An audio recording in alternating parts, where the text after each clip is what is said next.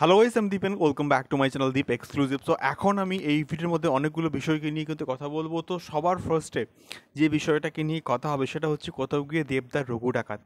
দেবদার রঘু ডাকাত কিন্তু এবছর পুজোতে কিন্তু মুক্তি পাচ্ছে এবং সেই পার্টিকুলার প্রজেক্টটা বিরাট বড় কিন্তু একটা প্রজেক্ট হচ্ছে। এবং এখনও অবধি যা ভিজুয়ালস, যা আমরা স্টিল ইমেজেস বলি, যা কোথাও গিয়ে পোস্টার বলি, সেগুলো আমরা দেখতে পেয়েছি, সেগুলো জাস্ট নেক্সট লেভেলে জাস্ট হয়েছে।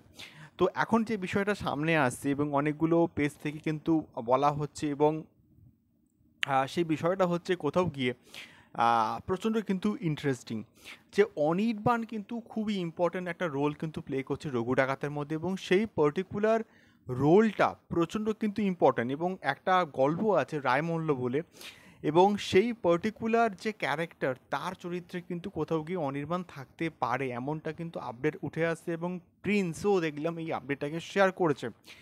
তো বিষয়টা হচ্ছে রায়মল্ল সম্ভবত মানে এই রঘু ডাকাত বা বেসিক্যালি একটা কাল্পনিক একটা চরিত্র, মানে মানে ঠিক কাল্পনিক এবং বাস্তব একসঙ্গে মিলেমিশে একটা কিন্তু ক্যারেক্টার, এবং সেই ক্যারেক্টারটার সম্বন্ধে সেইভাবে কোথাও গল্প আকারে কিন্তু লেখা নেই।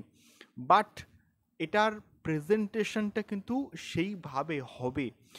তার কারণটা হচ্ছে এখানে ওই সময় ইংরেজদের ডিটেকটিভ হিসেবে কিন্তু সম্ভবত কাজ করেছিল হচ্ছে রায়মল্ল, এবং তার পার্টিকুলার ক্যারেক্টারটা কিন্তু প্লে করতে পারে অনির্বাণ। এবং এখানে যে বিষয়টা, ইংরেজদের শত্রু বা আমাদের রঘু ডাকাতের শত্রু ছিল কিন্তু কোথাও গিয়ে ইংরেজ, এবং তাদের বিরুদ্ধে কিন্তু লড়ছিল হচ্ছে কি রঘু ডাকাত।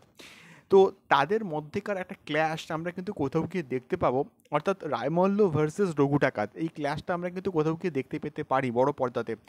এবং যেটা আমরা গোলন্দাজের ক্ষেত্রে কিন্তু দেখেছিলাম, সেই রকম কিছু একটা কিন্তু প্ল্যান হয়তো ধ্রুব ব্যানার্জি করতে পারে, এটা আমার কোথাও গিয়ে মনে হচ্ছে।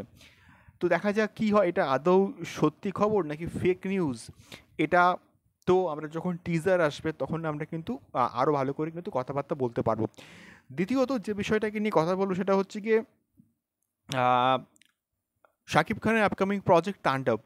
তাণ্ডবে কি প্রীতম হাসানের গান থাকতে পারে? তাণ্ডবে প্রীতম হাসানের গান থাকার পসিবিলিটি কতটা রয়েছে?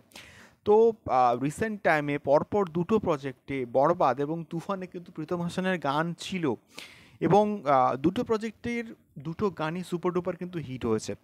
এবং গান হিট মানে সিনেমা সুপার হিট, এটা আমরা প্রত্যেকে কিন্তু কোথাও গিয়ে জানি। তো সেই দিক থেকে বিচার করলে আমার মনে হয় যদি প্রীতম হাসানের গান তাণ্ডব সিনেমাতে থাকে তাহলে ভালো হবে, সিনেমাটার হাইপ কোথাও গিয়ে কিন্তু বাড়বে, এটা আমার মনে হয়েছে। এবারে দেখা যাক আদৌ থাকে কি থাকে না, এটাই কিন্তু আমাদের জাস্ট ওয়েট করতে হবে। এবং আইটেম গান থাকলে তো জাস্ট মন্দ হবে না, জাস্ট জমে যাবে বিষয়টা। দেখা যাক প্রীতম হাসানের গান থাকে কিনা। তোমাদের কি মতামত অবশ্যই কমেন্ট বক্সে কমেন্ট করে শেয়ার করো। দেখা হচ্ছে পরবর্তী ভিডিওতে। টাটা।